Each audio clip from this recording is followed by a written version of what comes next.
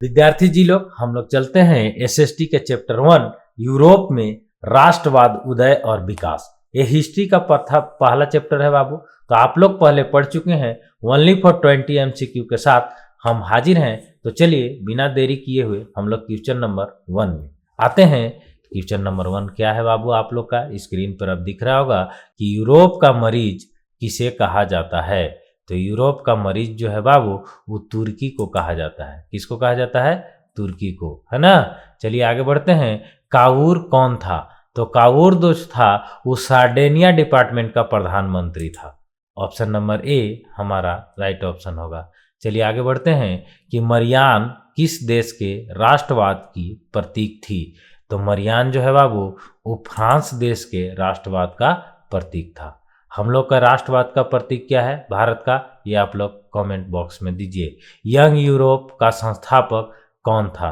तो young Europe का संस्थापक जो है वो मेजनी था। कौन था? मेजनी। चलिए आगे बढ़ते हैं। कार्बोनरी है तो कार्बोनरी क्या है? ऑस्ट्रेलिया का एक संगठन है। जर्मनी में बिस्मार्क का संगठन है।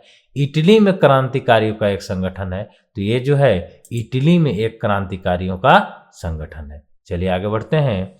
1830 की क्रांति के बाद फ्रांस में किस प्रकार का शासन स्थापित हुआ? तो फ्रांस में जो है बाबू पहले निरंकुशवाद राजतंत्र था, है ना, और फिर जो है वो संवैधानिक राजतंत्र स्थापित हुआ। यानी कि ऑप्शन नंबर डी हमारा सही उत्तर होगा। आगे बढ़ते हैं। यूरोपीय सभ्यता का पालना किस देश को कहा जाता है? तो यूरोपीय सभ्यता का पालना जो है वो यूनान देश को कहा जाता है। किसको? यूनान देश को। चलो आगे बढ़ते हैं। यंग इटली की स्थापना कब हुई थी? तो यंग इटली की स्थापना 1831 ईस्वी में हुई थी।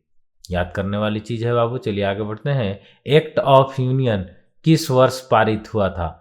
तो एक्ट वर्ष यूनियन जो है वो किस वर्ष पारित हुआ था? 1688 में, 1607 में, और ये जो है 1707 में एक्ट ऑफ यूनियन 1707 में स्थापित हुआ था।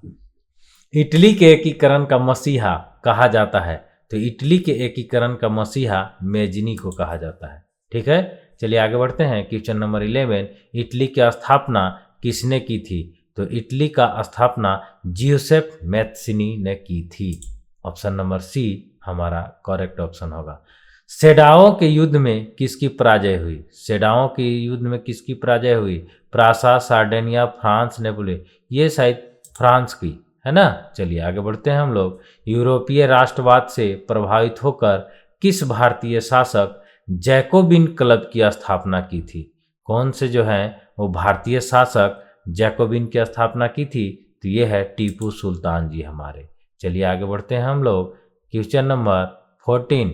1789 की क्रांति के समय फ्रांस का सम्राट था। 1789 की क्रांति के समय फ्रांस का सम्राट था लुई 16वां। आगे बढ़ते हैं कि किस युद्ध के बाद जर्मनी का एकीकरण पूरा हुआ? किस युद्ध के बाद जर्मनी का एकीकरण पूरा हुआ? क्रीमिया का युद्ध, सेडाओं का युद्ध, प्रासा डेनमार्क का युद्ध और सीडन का युद्ध। तो ये जो है प्रासा डेनमार्क का युद्ध, सीडन का युद्ध, है ना।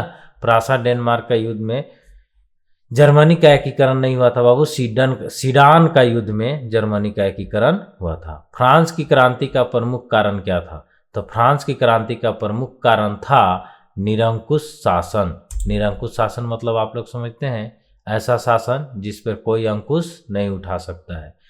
जैसे अभी कौन सा देश में निरंकुश शासन है? उत्तरी कोरिया, किम जोंग उन, है ना। फ्रांस की महिलाओं को मताधिकार प्राप्त हुआ ये 1945 में। फ्रांस की महिलाओं को मताधिकार का प्राप्त 1945 ईस्वी में हुआ था। नेपोलियन ने जर्मनी में किस संघ की स्थापना की?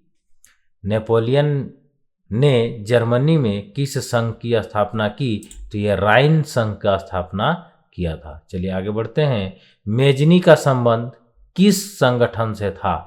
तो मेजनी का संबंध कार्बोनरी संगठन से था। आगे बढ़ते हैं। नेपोलियन बोनापार्ट फ्रांस का सम्राट बना था। कब बना था? ये आप लोग को कमेंट बॉक्स में उत्तर देना है। तब तक के लिए बाबू आप लोग पढ़िए, खूब पढ़िए और एग्जाम की तैयारी करिए। मिलते हैं अगले वीडियो में।